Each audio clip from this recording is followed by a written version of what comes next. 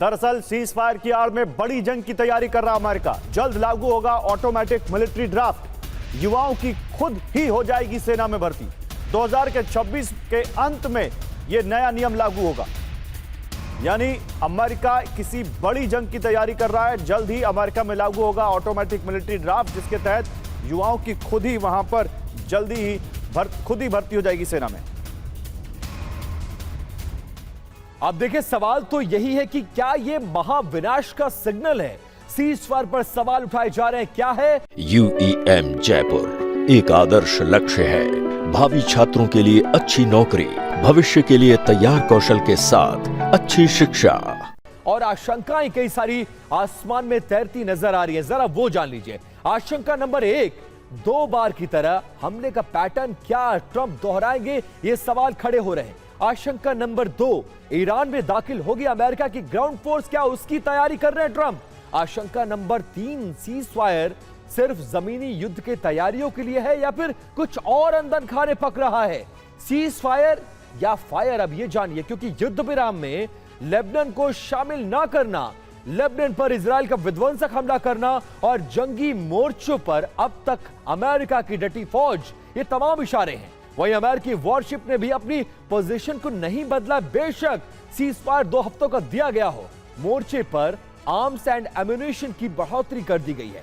Europe से Iran front पर US force deploy किया गया और ट्रंप का सालों पुराना सपना घर पर कब्जा करना भी इसी एजेंडे में बिल्कुल शामिल है। और ईरान को हथियार सप्लाई पर 50% टैरिफ लगाना यह इशारा कर रहा है कि ट्रंप अपने कदम पीछे नहीं बल्कि आगे लेना चाहते हैं। और पाकिस्तान के इस्लामाबाद में जहां ईरान और अमेरिका की बातचीत होने जा रही है, वहां से ग्राउंड रिपोर्ट आपको दिखाने जा रहे हैं। दुनिया भर की नज़रें पाकिस्तान और इस्लामाबाद के ऊपर लगी हैं। आज मुज़ाकरात का पहला दौर जो है वो होने जा रहा है और जो मुज़ाकरात होने हैं उनमें फ़र्स्ट ऑफ ऑल पाकिस्तान के जो डिप्लोमेट्स हैं, पाकिस्तान के जो मुज़ाकरतकार हैं, वो पाकिस्तान के साथ, ईरान के साथ बात करेंगे। फिर अमेरिकन्स जो होंगे वफ्द, उनके साथ, वफूद के साथ बात होगी। इनके साथ जो सवादात का तबादला है ये पाकिस्तान करवाएगा। और आज रात जब ये बातचीत स्टार्ट हो जाएगी तो उसके बाद पाकिस्तान जो है दोनों को, ईरान को अमेरिका का मसवदा देगा और अमेरिका को ईरान का मसवदा शेयर करेगा। उसके बाद जो कॉमन पॉइंट्स हैं उसके ऊपर कल, यानी कि हफ्ते के रोज़ जो है कल बातचीत होगी।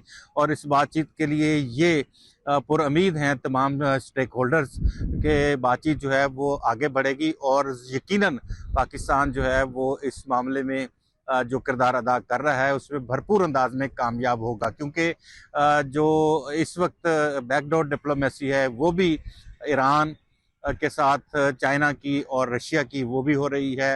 अमेरिका के साथ भी चाइना और रशिया जो है वो बातचीत कर रहे हैं। तो ये कुछ डेवलपमेंट जो हैं बैकडोर हो रही हैं, कुछ डेवलपमेंट जो है जब मुज़ाकरात की टेबल पे बैठेंगे वहाँ पे होगी।